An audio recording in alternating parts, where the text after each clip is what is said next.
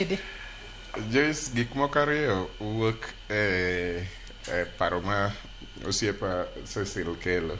But gimoro achiel nyaka wane very clear mondo jopiny bende ong'e ni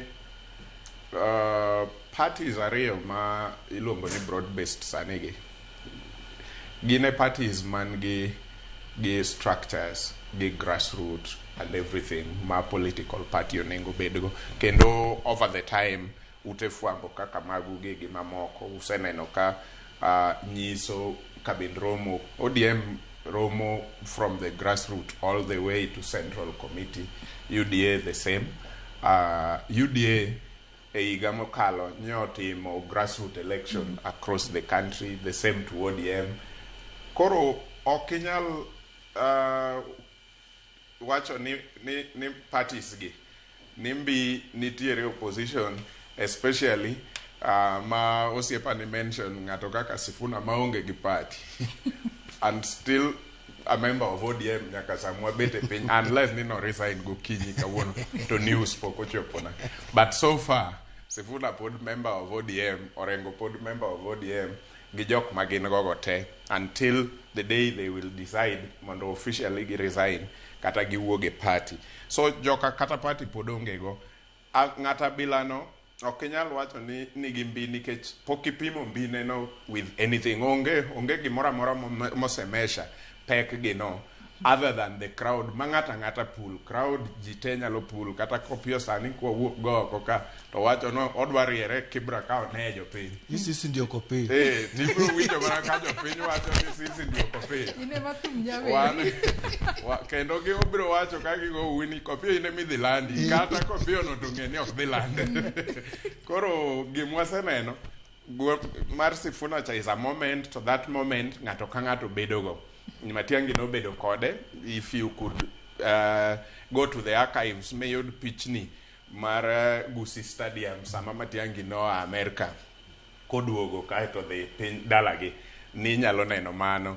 That momentum ji bedogo e kinde mopogore opogore. Gima kelo pogruok en gima that individual timo gi momentum no kata timo gi moment no kobiro ne. So it will be a lot much easier ka Sifuna tiyo gi moment neno maber, nikech en gima gini okonyego according to me is more of an individual, nikech en Bungoma gi kanyo e jogi manosedage ma e ODM ni obede higni 8 kaka secretary general kata jagoro maduong' mar party, to samwa wuoyeni oonge kata gi MCA achiel Bungoma mano yier gi ODM. Nyiso ni jogi go nodage completely. Koro ka moment ni obiro omiyo jogi go yie, an amor gi mano, let it be. Gimodwa timo gi moment no gi jogi go ka koro ounge lwedo ene mung'eyo. But sani tanyalo wacho ni parties ariyo manie broad based are more grounded than the opposite side. DCP is a new party. To concentration gi kaka king'iyo tineno ka concentration gi nie bath piny konchiel moingo effort magiketo kuonde mamoko, kata obedo ni gisedhi magiyudo MCA kumachalo Kisa, giyudo MCA Narok, but mago wa more of effort mar ng'ama nochung'no e ground moloyo kaka party nodhi kanyo moyudo negi. To kichak ing'iyo parties machalo Wiper and the rest, iyudo ka concentration kata by election motim 7 gi onge kumi winjo ka Wiper o contest ma serious makori wacho niya ka to nyiso ni Wiper is now a national party kendo gin ready for the election of 2027. Otim by election Northeastern gionge, otim by election Kilifi gionge, otim by election Murua Dikir, Rift Valley gionge, Malava gionge, Kasipul, Siaya, everywhere. To ma a party ma a party madwa most likely dwa golo candidate mar opposition.